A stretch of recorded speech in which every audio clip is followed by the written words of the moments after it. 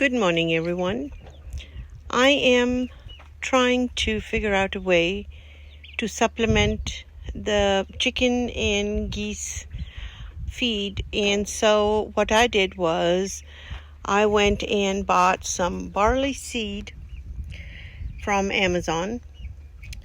And then I bought some dollar store trays that are disposable, and they don't cost a lot. And I put some dirt in the trays, and I've planted. This is my first batch, and we will see how well this does. I just put just a thin layer of dirt and dampened the seeds. We shall see how well this goes. If this is successful, I will be creating many trays to supplement the chickens and both our geese, because this will just add to their diet and help them become healthier.